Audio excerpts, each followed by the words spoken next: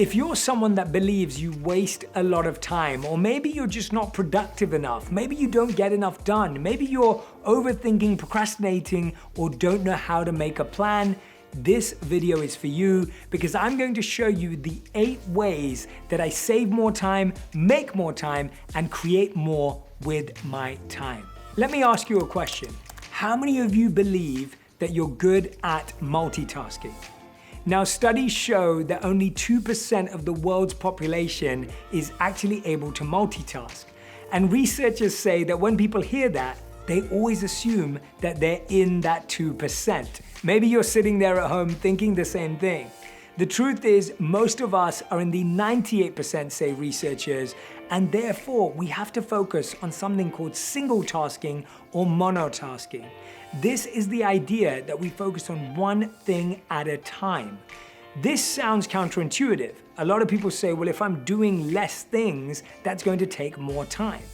The truth is, when you focus on one thing at one time, not only does your productivity and your efficiency go up, your fatigue goes down and your stress goes down as well. Next time you get lost in that battle of trying to do loads of different things at the same time, press pause, take a step back, take a breath, and just focus on that one activity. This applies to eating, it applies to driving, it applies to texting, it applies to speaking on the phone or a Zoom call. Just do that one thing. A few years ago, I read a study that changed the way I live. You can't be logical and creative at the same time. Your brain and mind is using different faculties and different abilities to do different types of tasks. Imagine you're in meetings all day about numbers and data and analytics, and all of a sudden you're asked to do something creative, maybe write a speech or give a presentation. It can be really, really difficult to switch from one side of your brain to the other side in a matter of seconds. With very little organizing and planning, we're literally going like a pendulum, swinging from one task to another, which is requiring different parts of our brain and the abilities that we have. The way I solve this is that I start every day by first writing down my to-do list. I look at all the activities that I have to do. Now, in the examples I give in this video, I've simplified my task to make it easier, but know that I do this with a lot more detail. You want to draw a line down the middle of the page. On one side of it, write logical, and on the other side of it, write creative. You now want to plot and mark where these tasks on your to-do list fit, either in the logical category or in the creative category. The question you're asking yourself is this task largely structured, focused? Does it have certain boundaries? Is it quite a logical step-by-step process? Or is this creative? Is it more of a brainstorm? Is it somewhere where you need to feel free and expressive? After you've divided these tasks, you now want to write down the time estimate that specific task is going to take. What ends up happening is you start to plot your week by saying Mondays are going to be creative, Tuesdays are logical, Wednesdays are logical, Thursdays are creative, and Fridays are creative.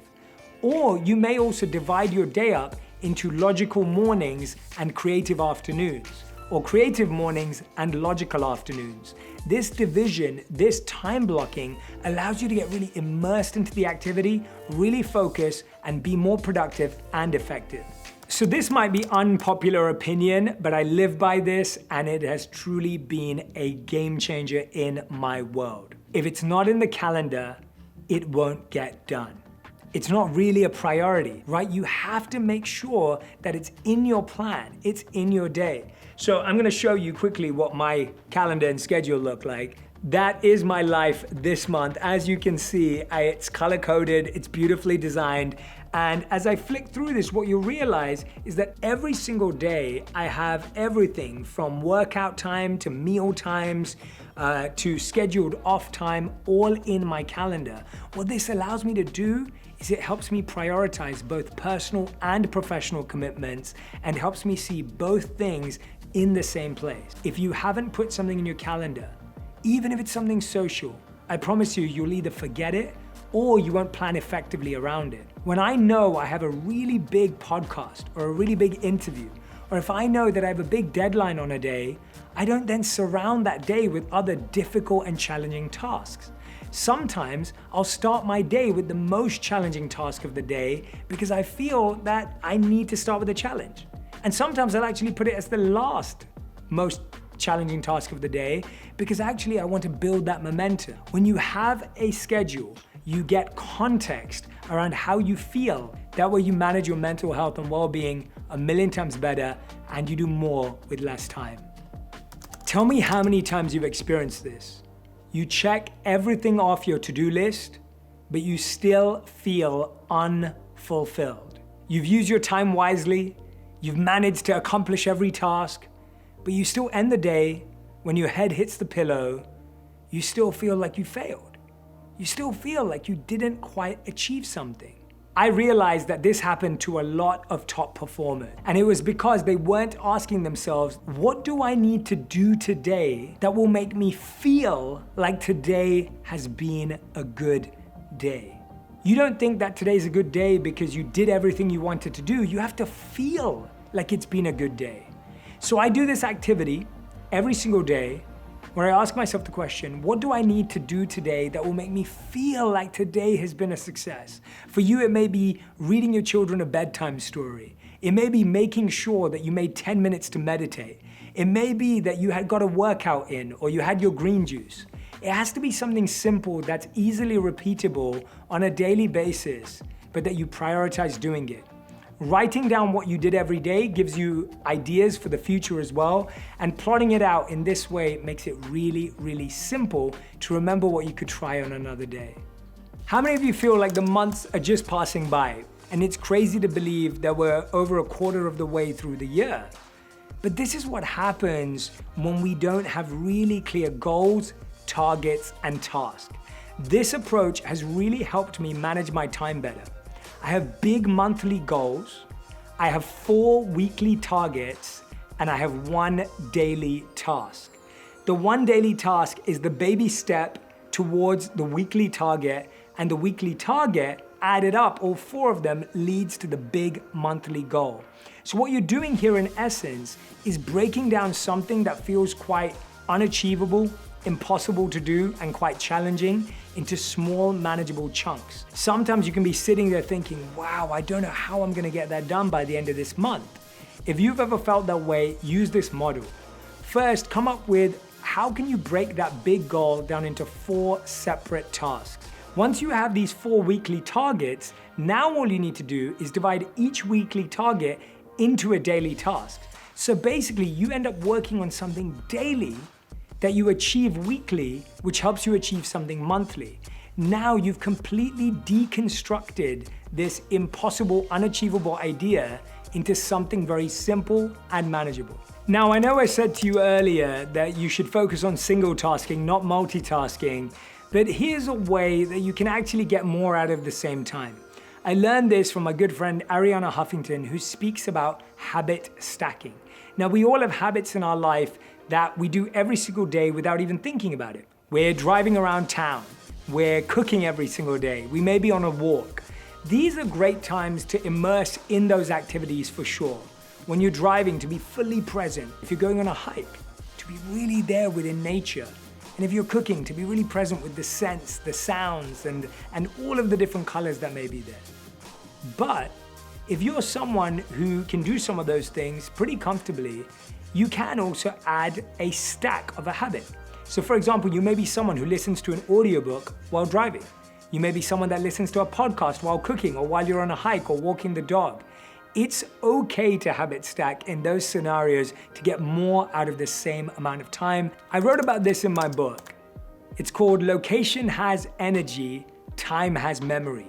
When you do something in the same place every day, at the same time every day, that space builds an energy and that time builds a memory. What does that mean? When you've done something in one place, like meditated in the same place for a considerable amount of time, that space takes on a meditative energy and frequency. It becomes easier to do that activity in that place. And similarly, when you do something at the same time every day, that time has a memory. Your body, your mind remember that, and therefore it becomes easier to do. Divide your home, even in corners. I remember when my wife and I lived in a 500 square foot apartment, And literally every corner of that room was divided into a meditation corner, a social corner, a work corner, and an eating corner. Even that differentiation allowed you to keep the energy of that space sacred and appropriate for what you want to do. The challenge today is we eat where we're meant to sleep. We sleep where we're meant to work, and we work where we're meant to eat. So we've confused the energy of our environment. That's why we're sitting in bed and can't sleep, because we do so many different activities there. Remove that energy from the bedroom, place it where it needs to be, and allow yourself to see how you use your time more effectively in that place. A lot of people think sleep is a waste of time. I don't.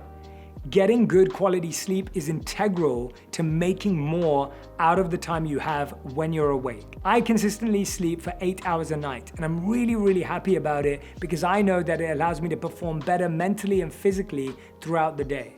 One of the things I will add though is that you want to be sleeping before midnight.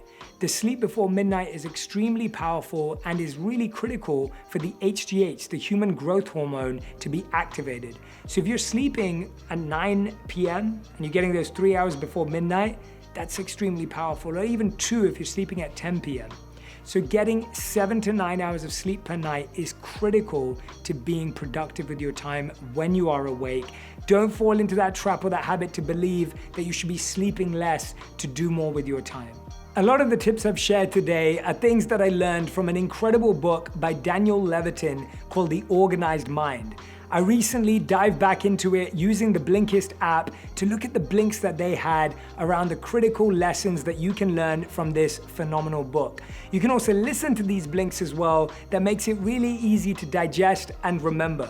I love that everything I loved about this book was captured in the blinks, and that it made it really easy to synthesize how I could turn these lessons into practical steps. Right now, Blinkist has a special offer just for our audience. Go to Blinkist.com/JShetty to start your free 7-day trial and get 25% off a Blinkist premium membership. That's Blinkist, spelled Blinkist.com/JShetty to get a 25% off and a 7-day free trial. Thank you so much for watching this video. I hope that you're gonna practice just one of these steps to make more out of the time that you have. I wish you all the best, and I'll see you soon.